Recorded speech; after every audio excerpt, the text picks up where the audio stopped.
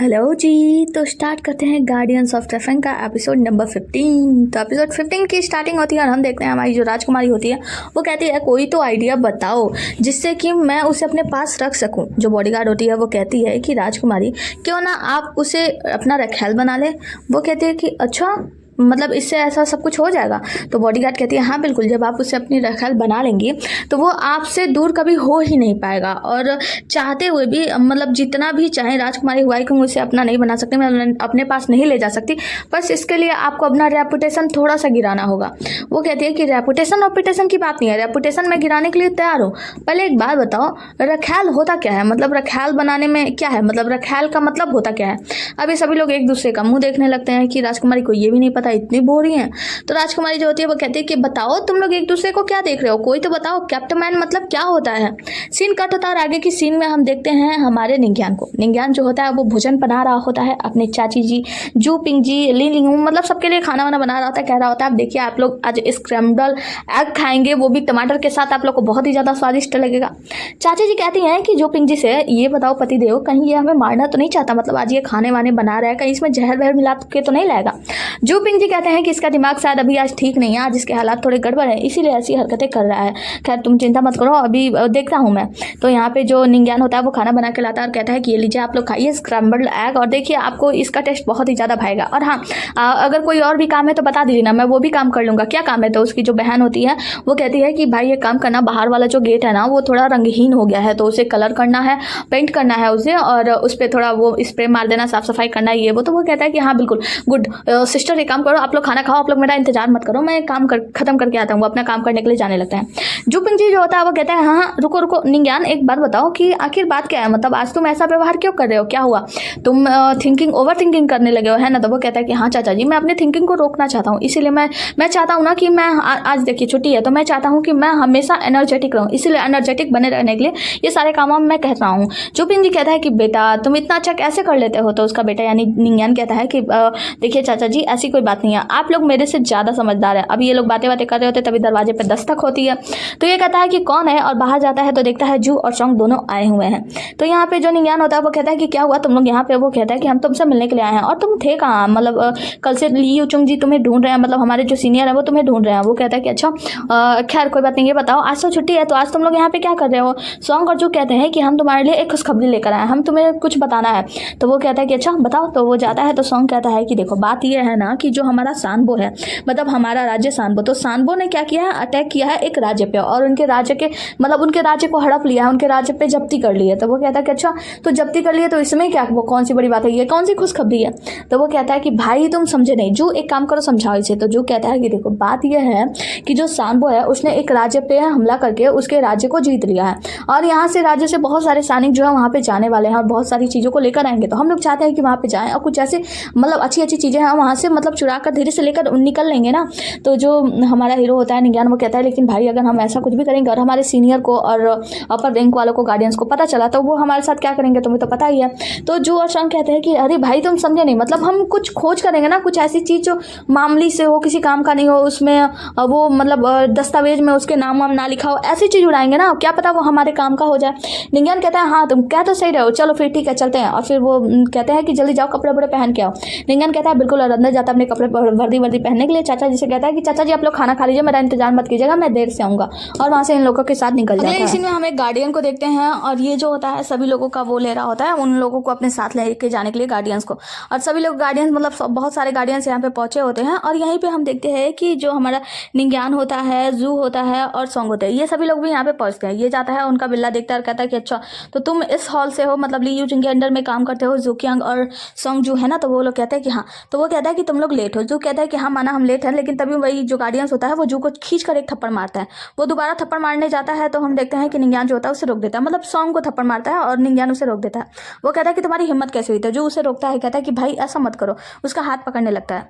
हम देखते हैं कि वो जो व्यक्ति होता है ना वो बहुत ज़्यादा सॉन्ग को मारने लगता है, सॉन्ग को परेशान करता है, उसे उठाकर दूर फेंक देता है। मतलब देखा जाए तो ये लोग बाईजी हॉल को बिल्कुल भी पसंद नहीं करते, मतलब ली यूचुंग के अंडर में काम करने वालों को ये लोग पसंद नहीं करते। तभी यहाँ पे एक और व्यक्ति आता है और ये सिल्वर गोंग है, मतलब ये भी 7th रैंक में काम करता है और इसका नाम जू चेंग है। जू चेंग जब यहाँ पे आता है ना, जू चेंग्यू, तो यहाँ पे आते ही इन मतलब वो सॉन्ग को पीटने लगता है। उसके बाद से आके निंग्यान के ऊपर हाथ उठाने लगता है। निंग्यान जो होता है अपना तलवार निकालने लगता है जब वो सॉन्ग को पीटने लगता है। तो जो जू चेंग होता है वो कहता है कि अपनी तलवार अंदर रख दो वरना तुम लोगों का हाल बेहाल हो जाएगा। जू जो होता है वो रोक लेता है, मतलब निंग्यान को कहता है कि भाई अपने आप पे कंट्रोल करो, मतलब देखो ये जो व्यक्ति है ना ये मतलब हमारा सीनियर है तो हमें ऐसा व्यवहार नहीं करना चाहिए। अब बार बार निंग्यान अपने आप को समझाता है और तलवार छोड़ देता है। जो जू होता है ना, जू चेंग, वो इन लोगों को बहुत ज़्यादा पीटता है, मतलब निंग्यान को तो बहुत ही ज़्यादा मारता है। खूब ज़्यादा मारने के बाद सभी जो सैनिक होते हैं उन सभी से कहता है, गार्डियन से, कि देखो तुम लोगों को कुछ सीखना चाहिए निंग्यान से। मतलब ये व्यक्ति इतना पीटने के बाद भी ऐसे शांत खड़ा है तो तुम लोगों को ऐसे सीखना चाहिए, जरूर सीखना चाहिए। निंग्यान कहता है कि हाँ हाँ बहुत अच्छा, आपने हमें सिखाया उसके लिए आपका बहुत बहुत शुक्रिया, और उसके सामने हाथ जोड़ा होता है। जू जो होता है वो कहता है कि इतना ज़्यादा पीटने के बाद भी ये मुझसे ऐसे अच्छी तरीके से बात कर रहा है, लेकिन उसे तो खैर कोई फर्क ही नहीं पड़ता, वो तो बस पीट पाट के किनार कर देता है। अब ये सभी लोग वहाँ से निकलते हैं अपने काम के लिए, मतलब वहाँ पे जब्ती करने के लिए। तो जो जू चेंग होता है वो आगे घोड़े पे सवार होता है और अपने आदमियों के साथ होता है, और पीछे निंग्यान, सॉन्ग और जू, इनके साथ एक और सैनिक होता है। अब जो जू और सॉन्ग होते हैं ये लोग बता रहे होते हैं निंग्यान को कि ये जो जू चेंग है ना ये बहुत ही ज़्यादा हरामी व्यक्ति है, ये सबसे कम उम्र का बनने वाला सिल्वर गोंग में है, मतलब सिल्वर गोंग में सबसे कम उम्र का व्यक्ति यही है। और इसके पिताजी हैं वो भी जू हैं, और मतलब वो भी जू चेंग्यू ही नाम के ऐसे कुछ नाम का था, और वो गोल्ड गोंग में काम करते हैं। इसके वजह से इसका मतलब वो जो बेवकूफ़ी है, इसका जो हथियारा है वो बहुत ही ज़्यादा बेकार पड़ चुका है, ये बहुत ही आगे बढ़ चुका है, बहुत लोगों को परेशान करता है, लेकिन किसी की भी हिम्मत नहीं हुई थी इसके सामने बोलने की। हाँ, एक इसके गैंग का ही एक सैनिक था कॉपर गोंग का, उस व्यक्ति से मैं मिला था जब वो म्यूजिकल ऑफिस में आया था, वहाँ पे हम लोग साथ में बैठ के शराब वराब पिए थे। तो उसने बताया था उस व्यक्ति ने कि ये जो व्यक्ति है जू चेंग, ये बिल्कुल भी ली यूचुंग को पसंद नहीं करता, और तुम्हें भी पसंद नहीं करता, और हाँ साथ में यांग यांग को भी पसंद नहीं करता। मतलब हमारे गोंग वाले को, हमारे अंडर में, हमारे हॉल में काम करने वाले किसी भी व्यक्ति को ये पसंद नहीं करता, ये हम लोगों से बहुत ज़्यादा नफरत करता है। ये सारी चीज़ें बता रहा होता है तो जू चेंग होता है वो पीछे देखता है, तो ये लोग फिर शांत हो जाते हैं और फिर आराम से इन लोगों के पीछे पीछे दौड़ने लगते हैं। ये लोग जो होते हैं वो रेगिस्तानी इलाके से जा रहे होते हैं, मतलब इनका रास्ता वास्ता दिखाया जाता है जाते हुए। सभी लोग तो घोड़े पर होते हैं, लेकिन जो बाइजी हॉल के लोग होते हैं, मतलब जो हमारा जुकियांग यानी निंग्यान के साथी होते हैं, ये सभी लोग बस पैदल होते हैं, बाकी सब घोड़े पे जा रहे होते हैं। अब ये लोग जो होते हैं वो लू हाउस में पहुंचते हैं, मतलब लू हाउस जिसे इन लोगों ने लूट लिया है, जिसके ऊपर इन लोगों ने कब्जा करना है। यहाँ पे हमारा जो ये जू चेंग जाता है वो एक तलवार मारता है, और वहाँ पे जो लू हाउस लिखा होता है वो कट के गिर जाता है बोर्ड। उसके बाद से हमारा हीरो निंग्यान कहता है कि वाह क्या स्टाइल है। सभी लोग अंदर में जाते हैं और हम देखते हैं कि हमारा हीरो मतलब बहुत ज़्यादा ये लोग थक गए होते हैं दौड़ने की वजह से। लेकिन फिर हम अंदर जाकर देखते हैं कि ये लोग जो यहाँ पे जब्त करने के लिए सामान आए हुए हैं, जो सैनिक है वो लोग क्या करते हैं, कुछ सोने के सिक्के जो होते हैं या सोने का जो भी लियांग वगैरह होता है वो उठा के कुछ वकीलों को भी दे दिया जाता है, ताकि ये लोग अपना मुंह बंद रखें।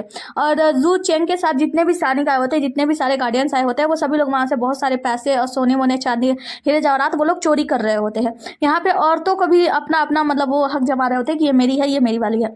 हम देखते हैं कि जब निंग्यान अंदर जाता है तो वो देखता है ढेर सारा जो है सोना चांदी नीचे जमीन पर बिखरा हुआ है, मोतियों के माले बिखरे हुए हैं, तो वो मोतियों का माला उठाने लगता है। ये तीनों लोग जब मोतियों का माला उठा रहे होते हैं तो जू चेंग सामने आता है और कहता है कि आए तुम लोग उन सभी सामान को नीचे रख दो, एक भी सामान तुम्हें उठाना नहीं है, और तुम लोग यहीं पे सामने ही रहना, और जब सब कुछ यहाँ से चला जाएगा ना तो इस लू हाउस की सफाई हो जानी चाहिए, मतलब इस हाउस की सफाई हो जानी चाहिए। तुम्हें पता है ना क्या करना है? तो जो निंग्यान होता है वो कहता है कि जी हाँ। सॉन्ग कहता है कि जी सर मैं समझ गया। जू चेंग कहता है कि यहाँ से निकलना नहीं है, सफाई करना है, समझ गए? तो सॉन्ग कहता है कि जी हाँ मैं बिल्कुल समझ गया। कहता है जोर से बोलो, तो कहता है जी समझ गया। मतलब ये इन लोगों की बेइज्जती कर रहा होता है।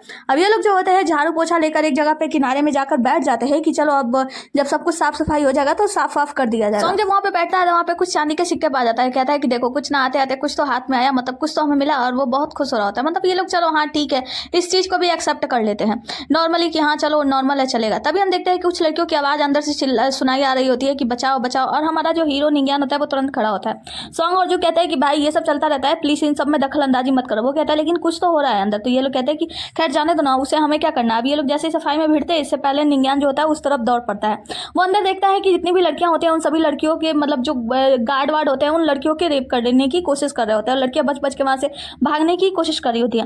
निंग्यान अंदर जाता है, वो देखता है कि जू चेंग जो है वो भी किसी लड़की के साथ लगाए हुआ है। मतलब लू हाउस में काम करने वाली जितनी भी नौकरानियां थे उन सभी पे भी ये सब लोग अपना हक जमा रहे होते हैं। मतलब जुकियांग यानी हमारा निंग्यान जो होता है अंदर जा रहा होता है, अब सभी सैनिकों को दूर फेंक रहा होता है। सैनिक जो होते हैं उससे कहते हैं कि हमसे लड़ाई मत करो ना, देखो तुम्हारा अच्छा नहीं होगा। निंग्यान कहता है कि अगर मुझे अंदर नहीं जाने दिया तो सोच लेना, मैं वही वहां से जाकर डायरेक्ट ये सारी बातें बताऊंगा, तुम लोग लोगों का क्या होगा। जिसके बाद वो एक एक करके सभी सैनिकों को मार पीट कर भगा रहा होता है और फिर जब वो अंदर की ओर जाता है तो वो देखता है जू चेंग एक लड़की के साथ लगा हुआ है। वो उसे कहता है कि इससे दूर हो जाओ, उसे छोड़ दो वरना मैं वेई युआन से जाकर तुम्हारी शिकायत कर दूंगा। तो जू चेंग कहता है कि अच्छा तुम्हारी इतनी हिम्मत, और उसे एक मुक्का मार के दूर फेंक देता है। अब जो निंगयान होता है वो बाहर आता है और जो जू चेंग होता है वो कहता है कि अच्छा तो तुम्हें लगता है मैं इसे नहीं छोड़ूंगा तो तुम मुझे मार डालोगे, है ना।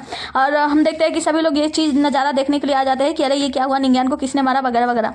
दूसरे सीन में हम देखते हैं जू चेंग जो होता है उस लड़की को बाल से घसीट कर लेकर आता है और कहता है कि निंगयान तुम कह रहे थे ना मैं इस महिला को छोड़ दूंगा, तो तुम मतलब मुझे छोड़ दोगे, अगर नहीं छोड़ूंगा तो क्या करोगे तुम। निंगयान कहता है अगर तुमने उसे नहीं छोड़ा तो मैं तुम्हारी जान ले लूंगा। तो जू चेंग कहता है कि अच्छा तो तुम मेरी जान ले लोगे, चलो देखते हैं फिर कौन किसकी जान लेता है। और यहाँ पे जो जू चेंग होता है उस महिला को नीचे जमीन पे रख के और उसके सर पे अपना पैर रख के उसको रगड़ने लगता है, उसके सर को मतलब जोर से जमीन पे रगड़ रहा होता है, कह रहा होता है कि निंगयान मैं देखना चाहता हूँ कि तुम कैसे मेरी जान ले सकते हो, चलो दिखाओ। तो निंगयान जो होता है अपना तलवार वलवार निकालने लगता है और जू और सॉन्ग उसे रोकने के प्रयास करते हैं।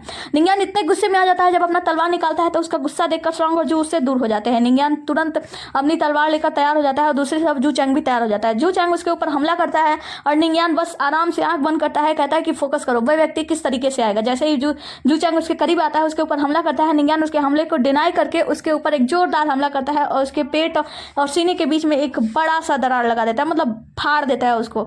यहाँ पे जो जू चैंग होता है उसकी हालत तो पूरी खराब हो जाती है, जाकर दूर दीवार में लड़ जाता है और यहाँ पे जितने भी गार्डियंस होते हैं वो सभी लोग कहते हैं कि अरे ये क्या हो गया क्या हो गया। जू चैंग तुरंत उसके लड़ने के लिए आगे बढ़ता है लेकिन वहीं पे बेहोश हो जाता है, उसके मुंह से खून की उल्टी होने लगती है, मतलब काफी बुरी गंभीर हालत में होता है। निंगयान मतलब बहुत ही ज्यादा उसकी भी मतलब वो शक्तियां कम होने लगती हैं, ऐसा लगता है कि वो बहुत ज्यादा थक चुका है। सॉन्ग और जू कहते हैं कि भाई जल्दी चलो यहाँ से भाग जाओ, तुम्हें बचना है तो भागो यहाँ से।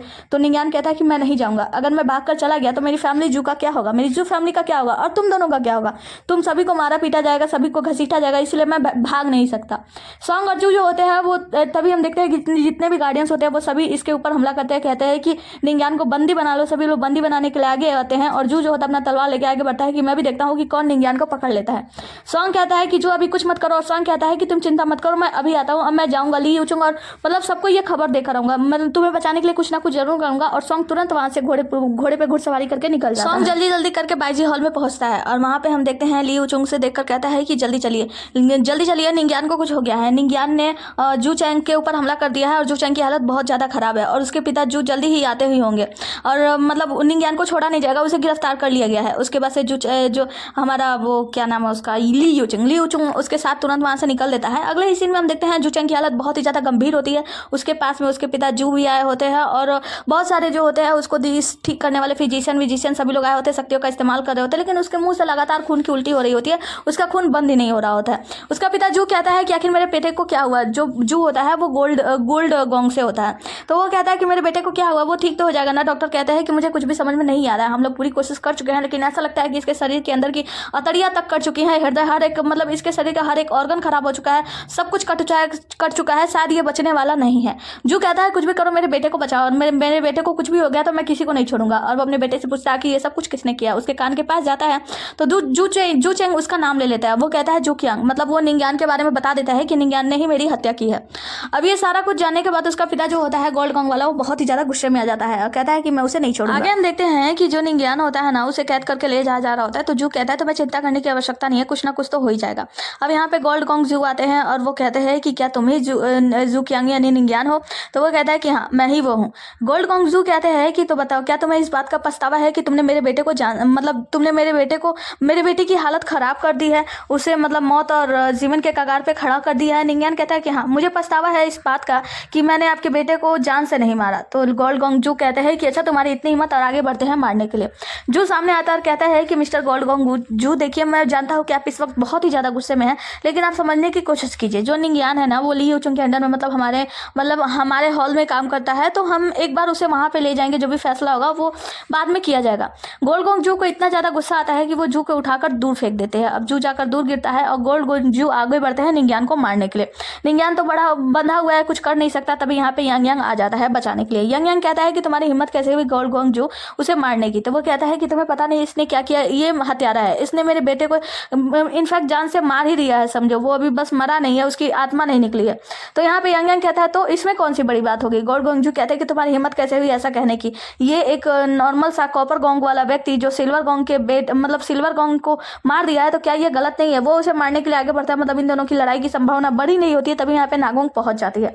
नागोंग कहती है कि आप सभी को वेई युआन में बुलाया है, वेई युआन के पास ये सारी खबरें पहुंच गई है, तो वेई युआन ही इस बात का फैसला करेंगे, जिसके वजह से जो जू होता है, गोलगोंग जू, वो शांत हो जाता है और ये सभी लोग शांत हो जाते हैं। आगे हमें दिखाया जाता है कि जो वेई युआन होता है, इसके सामने ये सभी लोग उपस्थित होते हैं। गोलगोंग जू कहता है कि वेई युआन जी, मैं आपसे विनती करता हूँ कि आप निंग्यान नामक व्यक्ति को, मतलब निंग्यान नामक गार्ड को, जो कि एक कॉपर गोंग से है, उसे कड़ी से कड़ी सजा दे, क्योंकि उसने मेरे बेटे को बीच से काट दिया है। मतलब ऐसा काटा है कि वो जिंदगी और मौत के बीच में लड़ाई लड़ रहा है।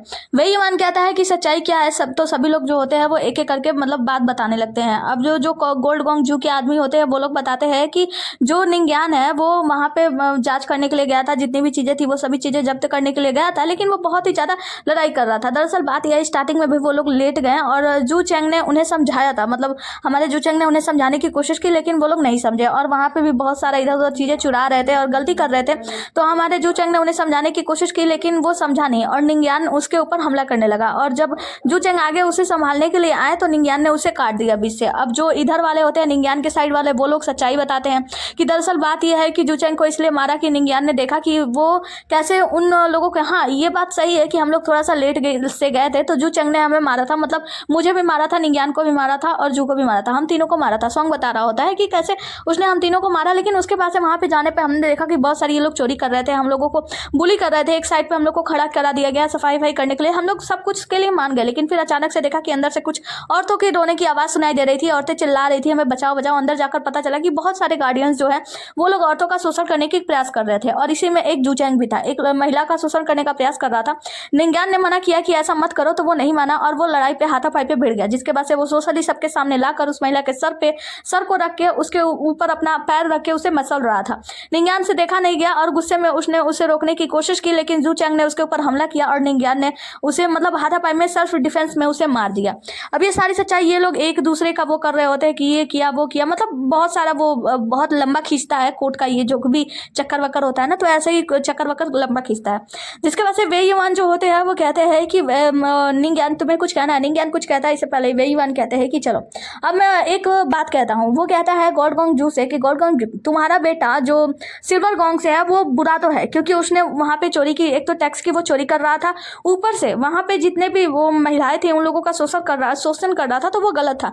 वो कहता है कि ठीक है मानता हूं मैं गलत कर रहा था, लेकिन मेरा बेटा जू चैंग जो है वो सिल्वर गोंग का है, उसे कोई कॉपर गोंग वाला कैसे मार सकता है? ये रूल के खिलाफ है और आपको इसके वजह से कोई ना कोई इसकी सफाई तो देनी होगी, इसका इंसाफ तो करना ही होगा। वेई युआन कहता है ठीक है, फिर तुम्हारा बेटा जू चैंग यू को मतलब सिल्वर गोंग से निकाला जाता है, वो आज के बाद से किसी भी उसमें सिपाही के रूप में काम नहीं करेगा। और उसके बाद से वो दूसरा फैसला सुनाता है कि निंग्यान क्योंकि अपने सीनियर को यानी सिल्वर गोंग को मारा है, बीच से काट दिया है, इसीलिए 7 दिन तक वो जेल में रहेगा। 7 दिन के बाद बीच चौराहे पे खड़ा करके उसे बीच से काट दिया जाएगा। ये सारा कुछ सुनते ही निंग्यान की तरफ के जितने भी लोग होते हैं, ली यूचुंग, जू, सॉन्ग, जितने भी सैनिक होते हैं, सभी लोग घुटनों के बल बैठ जाते हैं, कहते हैं कि बिल्कुल नहीं, मतलब वेई युआन जी प्लीज कुछ तो कीजिए, ये इंसाफ नहीं है, ये गलत है। और हम देखते हैं निंग्यान की आंखों में भी आंसू होता है। बुरा तो वेई युआन को भी लग रहा होता है, लेकिन वो क्या कर सकता है, वो तो धर्म के हाथ में बंधा हुआ है। यहाँ पे जो मतलब हमारा हीरो होता है निंग्यान, उसकी आंखों में आंसू होता है। वो कहता है, आगे बढ़ता है और कहता है कि वेई युआन जी क्या आपका यही आखिरी फैसला है? वो कहता है कि हाँ, मैंने सोच समझ के यही फैसला लिया है। वो कहता है कि ठीक है फिर, और उसके बाद से दूसरी तरफ मुड़ता है और वही कविता कहता है जिस कविता को सुनकर वेई युआन ने उसे A+ दिया था। वो कविता को कहने के बाद वो कहता है कि याद रखना, स्वर्ग को कोई भी कभी भी फूल या पागल नहीं बना सकता। ये सारी बातें कहने के बाद वो वहां से जाने लगता है और जितने भी सैनिक होते हैं, मतलब ये जो गोल्डगोंग जू होते हैं, वो कहते हैं अपने सैनिकों से कि इसे गिरफ्तार कर लो, इसे जेल में डाल दिया जाएगा। अब जितने भी सैनिक होते हैं वो लोग आते हैं निंग्यान को पकड़ने के लिए और उसे पकड़ लेते हैं। निंग्यान जो होता है वो वहां से बाहर जाता है तो उन सैनिकों से हाथ झटका के मतलब बस उनके साथ चला जाता है, ऐसे कुछ कहता नहीं है, ना वेई युआन से कहता है ना किसी से भी। वो तो बहुत ज्यादा उदास होता है कि यहाँ पर आज जब मौका था, जब समय था कि मेरा साथ दे, तब किसी ने मेरा साथ नहीं दिया। और यहाँ पे वेई युआन को भी बुरा लगता है, लेकिन वो भी कुछ कर नहीं सकता। आगे की सीन में हम देखते हैं जू पिंग जी को सॉन्ग ये सारी घटनाएं सुना रहा होता है और कह रहा होता है कि 7 दिनों के बाद निंग्यान को मतलब बीच से काट दिया जाएगा, उसे यही सजा सुनाई गई है वेई युआन के द्वारा। अब ये सारा बातें मतलब इसके फैमिली वाले सुन रहे होते हैं, ये सभी लोग बहुत ही ज्यादा उदास हो जाते हैं। जो सॉन्ग होता है वो जू पिंग जी से कहता है कि देखिए चाचा जी, माना कि ये बहुत ही ज्यादा मुश्किल वक्त है, लेकिन बताना मेरा धर्म था और मैंने ये बता दिया, अब आप लोग अपना ध्यान रखिएगा। और वहां से चला जाता है। अगले सीन में हम देखते हैं सॉन्ग जो होता है वो ली यूचुंग के पास जाता है और कहता है कि मैंने उसके परिवार को बता दिया है। और ली यूचुंग जो होते हैं वो वहीं पे खड़े होते हैं, तभी वहाँ पे कुछ सिल्वर गोंग वाले लोग आते हैं और कहते हैं कि माफ़ कर दीजिएगा। हम सभी लोगों ने वेई युआन को मनाने की कोशिश की, लेकिन उनका मतलब जो मन है वो स्वभाव है वो आप जानते ही हैं, वो टस से मस नहीं हुए हैं। सॉन्ग और जू जो होते हैं वो ली यूचुंग से कहते हैं कि आपको पता है वे युआन ने एक बार जो फैसला कर दिया उसे वो नहीं बदलते। और यहाँ पे जो ली यूचुंग होता है वो बहुत ज़्यादा उदास हो रहा होता है।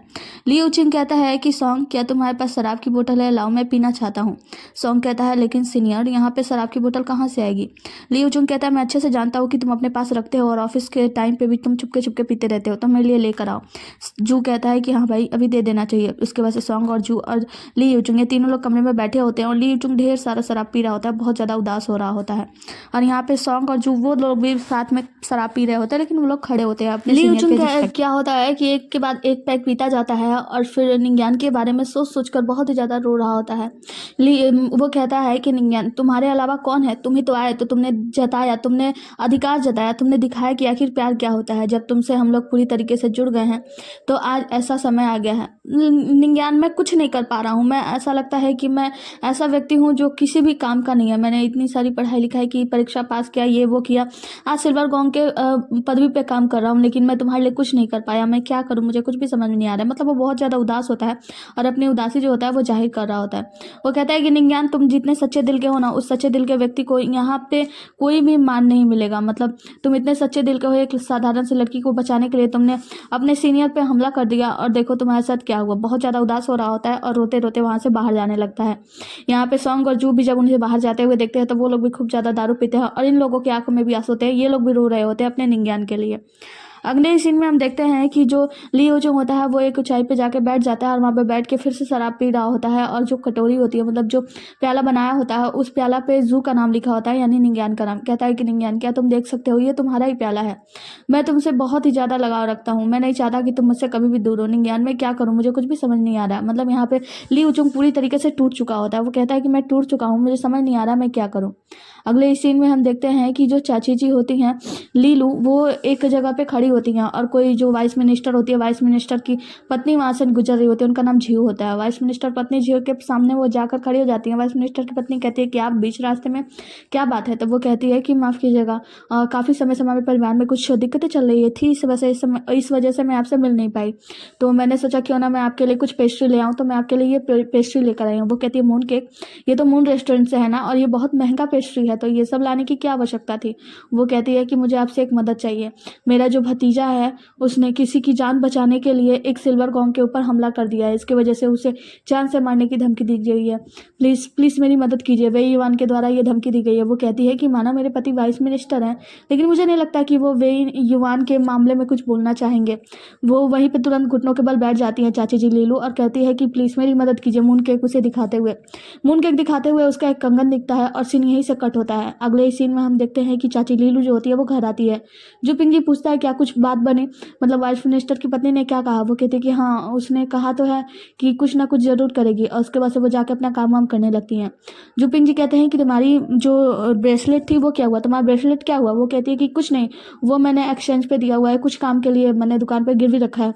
वो कहता है कि लेकिन तुम्हें पता है ना कि वो तुम्हारी डाउरी थी, तुमने वो चीज़ क्यों दे दी। तो वो कहती है कि वो तो बस एक मामूली सा कंगन था, इसमें कौन सी बड़ी बात है, कंगन तो बहुत सारे आ जाएंगे, बस एक बार मेरा भतीजा बच के आ जाए, निंग्यान आ जाए, तो ऐसे कंगन तो मैं हर हफ्ते खरीद सकती हूँ। कहता है कि तुमने सही कहा, जब से निंग्यान गया है ऐसा लगता है कि सब कुछ समाप्त हो चुका है।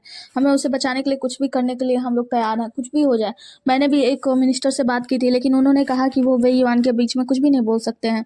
मतलब वे युवान ने जो फैसला किया, उनके फैसले को काटने का मतलब वो किसी के पास नहीं है। मैं जू पिंग जी, मैं अपने आप को बहुत ही ज़्यादा असहज महसूस कर रहा हूँ। मुझे समझ नहीं आ रहा है मैं अपने भतीजे को बचाने के लिए क्या करूँ, और मैं कुछ भी कर नहीं पा रहा हूँ। मुझे कुछ समझ नहीं आ रहा है मुझे क्या करना चाहिए। और वो बहुत ही ज़्यादा उदास हो रहा होता है एक कोने में। दूसरे सीन में हम देखते हैं ली यूचुंग को। ली यूचुंग जो होता है अपने कमरे में आता है और सारा सामान सही कर रहा होता है, क्योंकि उसे ओसीडी की बीमारी है ना, सब कुछ सीधा विधा कर रहा होता है।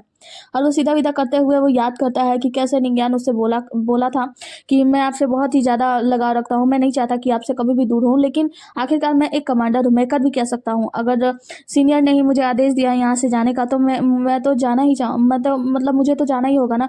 मैं तो एक कमांडर हूँ, मैं कुछ भी नहीं कर सकता वगैरह। अगर ये सारी चीज़ें उसे याद करके, मतलब निंग्यान को हर एक बात याद याद कर करके जो ली यूचुंग होता है वो बहुत ही ज़्यादा उदास हो रहा होता है। ली यूचुंग सारी बातें सोच सोच कर बहुत ही ज़्यादा उदास हो रहा होता है। और अगले इस सीन में हम देखते हैं कि वही युवान के अंडर में काम कर रहे जितने भी गोल्ड वाले लोग होते हैं, गोल्ड गोंग के लोग, मतलब वो क्या नाम है उसका, जू चेंग के पिता को छोड़कर बाकी सभी गोल्ड गोंग वाले वहाँ पे आते हैं और कहते हैं कि देखिए वही युवान जी, हमने आपके किसी भी फैसले का कभी भी विरोध नहीं किया है, क्योंकि आपने कभी भी कोई भी गलत फैसला नहीं किया है।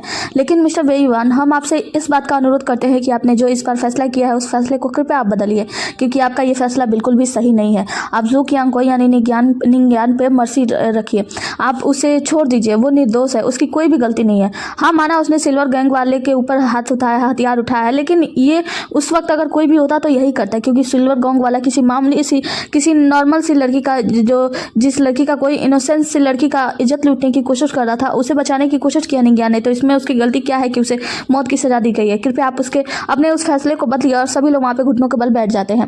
यहाँ पे जो यांग यांग होता है वो कहता है कि पिताजी, मैंने भी आपके फैसले का कभी भी विरोध नहीं किया है, लेकिन मैं इस बार विरोध करता हूँ, कृपया आप अपने इस फैसले को बदलिए और मर्सी दिखाइए। और वहीं पे घुटनों के बल बैठ जाता है। यहीं पे नागोंग भी होती है, वो कहती है कि आज जो अभी दूसरा ही दिन है और आज के दिन ही मतलब इतने सारे लोग यहाँ पे आ चुके हैं उसके लिए, मर्सी के लिए आखिर हमें क्या करना चाहिए। वो कहती है कि पिताजी, मैं आपसे बस एक बात कहना चाहूँगी कि आपका फैसला इस बार गलत है, कृपया आप मर्सी दिखाइए। और वो भी वहीं घुटनों के बल बैठ जाती है। मतलब सभी लोग मिलकर निंग्यान को छुड़ाने के लिए वो कर रहे होते हैं। अगले सीन में हम देखते हैं कि जो ली यूचुंग होता है ना, वो बाहर आ रहा होता है अपना वर्दी निकाले, और यहाँ पे पीछे पीछे जू और सॉन्ग होते हैं। कहते हैं कि सीनियर देखिए, हम और भी कोई रास्ता निकाल सकते हैं, आप ऐसा मत कीजिए। और वो बस आगे बढ़ता है, उसके पीछे पीछे सारे कमांडर होते हैं। जू और सॉन्ग समझाने की कोशिश कर रहे होते हैं कि सीनियर, इसके अलावा कोई और रास्ता हम चुन सकते हैं, और वो उन दोनों को पीछे कर रहा होता है। वो सामने आता है और जोर से चिल्लाता है, वे युवान बाहर निकलो, वे युवान बाहर निकलो। वे युवान सबसे कहता है कि सभी लोग खड़े हो जाएं, और सभी लोग के साथ वो बाहर आता है। मतलब जब वो बाहर आकर देखता है, नागोंग कहती है कि ये क्या कर रहे हो तुम, ली यूचुंग, तुम्हारी हिम्मत कैसे हुई मेरे पिताजी से यानी वे युवान से ऐसे बात करने की, ये हमारे सीनियर है। तो ली यूचुंग कहता है कि वे युवान, तुम सिर्फ हमारे सीनियर नहीं हो, तुम हमारे कर्ता धर्ता, तुम कोई भगवान नहीं हो, मैं आज तुम्हें नकारता हूँ। और वो वहाँ पे उसके सामने अपना जो भी वर्दी होता है वो रखने लगता है। सॉन्ग और जू कहते हैं कि वे युवान जी, माफ कीजिएगा, सीनियर अभी शराब के नशे में है, उन्होंने आज तक कभी शराब नहीं पिया, पहली बार उन्होंने शराब पिया, इसलिए वो नशे में है। तो जो ली यूचुंग होता है वो सॉन्ग को एक लात मारता है, कहता है कि दूर हो जाओ, मैंने कोई शराब नहीं पिया, मैं सच बोल रहा हूँ। और कहता है कि वे युवान, मैं तुमसे नफरत करता हूँ, तुमने जिंदगी में चाहे जितने भी अच्छे काम किए हैं, लेकिन आज का काम तुम्हारा अच्छा नहीं है। और वो अपना जो वर्दी होता है वहीं पे उठा के रख देता है। कहता है कि 30 साल पहले मैंने इस ब्यूरो को ज्वाइन किया था, मतलब हम गार्डियंस में आया था, और 3 सालों तक मैं ट्रेनिंग में रहा। 3 सालों के बाद मैंने 17 साल की मतलब जॉब की है अपनी। 17 साल में मुझे ऐसा लगा, आज ऐसा लगता है कि मैंने जो जॉब की है वो सिर्फ पैसे के लिए की है, कभी ईमानदारी के लिए तो हुआ ही नहीं। यहाँ पे ईमानदारी का कोई बस ही नहीं चलता, यहाँ पे तो बस बड़े लोगों की बात मानी जाती है। और बहुत कुछ मतलब उल्टा सीधा सुनाता है वो वे युवान को। कहता है कि तुम मूर्ख हो, बेवकूफ़ हो, गधे हो, तुम अगर अपना फैसला नहीं बदलते हो तो मैं भी इस ऑफिस के इस काम को ठोकर मारता हूँ। मुझे नहीं चाहिए ऐसा ऑफिस का काम जहाँ पे किसी की रिस्पेक्ट ना की जा सके। जब कोई व्यक्ति सच्चाई के राह पे चलता है तो उसे मौत की सजा सुनाई जाती है। ये सारा कुछ वो सुना रहा होता है और वही मन बस शांति से दूर खड़े ये सब सुन रहा होता है। इसी के साथ ये एपिसोड यहीं पे समाप्त होता है। मिलते हैं अगले एपिसोड में, तब तक के लिए बने रहिए हमारे साथ। टाटा बाय बाय, टेक केयर। और हाँ, यहाँ तक आए हो तो वीडियो को लाइक करके जाना, बिना लाइक किए जाओगे तो अच्छा नहीं लगेगा। ओके, और नए हो तो सब्सक्राइब कर देना। बाय। और कुछ भूल तो नहीं रहे हो तुम लोग? चलो मैं याद दिला देती हूँ, आज मेरा जन्मदिन है तो हैप्पी बर्थडे कमेंट कर देना, अच्छा लगेगा। और हाँ, अगर तुम लोग कुछ गिफ्ट वगैरह देना चाहो तो मैंने QR कोड लगा दिया है, स्कैन करके तोहफा भेज देना। Bye bye.